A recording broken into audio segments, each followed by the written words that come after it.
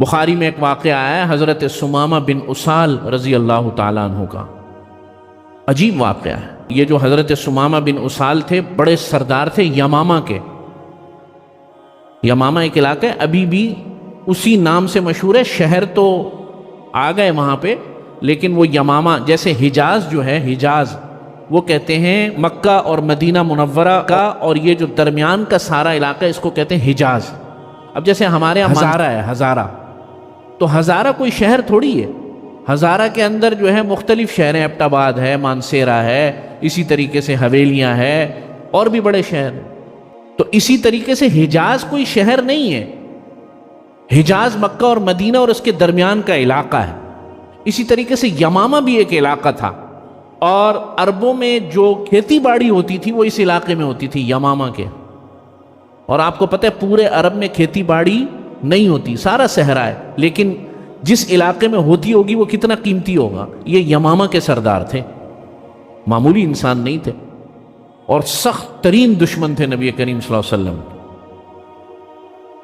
ایک موقع پر ایک جھڑپ ہوئی تو صحابہ کو فتح ہو گئی، اور صحابہ حضرت ثمامہ کو قید کر کے لے آئے اور لا کر جو ہے مسجد نبوی کے ستون سے باندھ دیا۔ نبی کریم صلی اللہ علیہ وسلم تشریف لائے تو آپ صلی اللہ علیہ وسلم نے فرمایا ثمامہ کیا حال ہے؟ حضرت ثمامہ نے کہا ان تقتل ذا دم، اگر مجھے قتل کر دو گے تو میں معمولی انسان نہیں ہوں، میرے قتل کا بدلہ لیا جائے گا، میں کوئی معمولی آدمی نہیں ہوں، سردار ہوں، میری قوم چھوڑے گی نہیں ایسے میرے قتل کو۔ وَإِن تُنْعِمْ ذَا شَاكِرٍ، اور اگر آپ احسان کریں گے یعنی چھوڑ دیں گے مجھے، تو پھر جو ہے ایک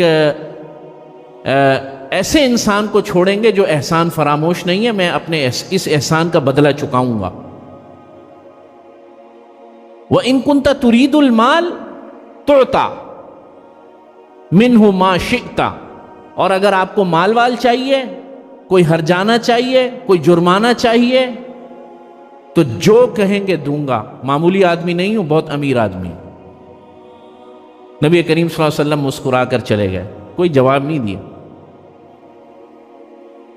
دوسرے دن آپ صلی اللہ علیہ وسلم پھر آئے، اچھا اب وہ ستون سے بندھے ہوئے بھی ہیں اور مسجد نبوی کا ماحول بھی دیکھ رہے ہیں، ہر روز فجر میں بھی، ظہر میں بھی، عصر میں بھی، مغرب میں بھی، عشاء میں بھی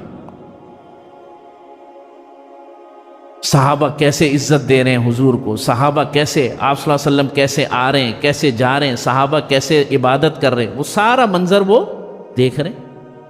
دوسرے دن آپ صلی اللہ علیہ وسلم آئے، حضور نے فرمایا ثمامہ کیا حال ہے؟ پھر یہی بات کہی، جواب نہیں دیا، غصے میں کہنے لگے قتل کریں گے بدلہ لوں گا، میں نہیں لوں گا، مطلب میرا قبیلہ لے گا، چھوڑ دیں گے تو انشاءاللہ جزا دوں گا، اور اگر مال چاہیے تو بتائیں کیا مال چاہیے وہ بھی دے دوں۔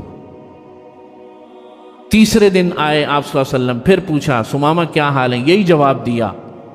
نماز سے فارغ ہو کر نبی کریم صلی اللہ علیہ وسلم نے فرمایا ثمامہ کو چھوڑ دو۔ اچھا صحابہ یہ چاہتے تھے کہ تھوڑا سا جو ہے نا سختی کی جائے، اس نے بہت تنگ کیا ہم لوگوں کو۔ صحابہ کی دلی خواہش کیا تھی کہ تھوڑا سا مار کٹائی ہو، تھوڑا سا کم سے کم، اس نے اتنا ہمیں تنگ کیا، اتنا ستایا ہے۔ آپ صلی اللہ علیہ وسلم نے فرمایا چھوڑ دو اس کو، چھوڑ دیا۔ صحابہ حیران ہوئے، چھوڑ دیں ایسے ہی چھوڑ دیں؟ فرمایا ایسے ہی چھوڑ دیں۔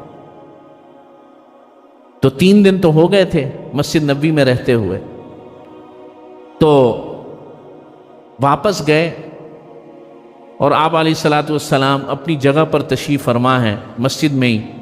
تھوڑی دیر کے بعد، کچھ منٹ گزرے ہوں گے یا تھوڑی دیر گزری ہوگی، سرکار دو عالم صلی اللہ علیہ وسلم نے دیکھا ثمامہ دوبارہ آ رہے ہیں اور بالوں سے پانی بہہ رہا ہے۔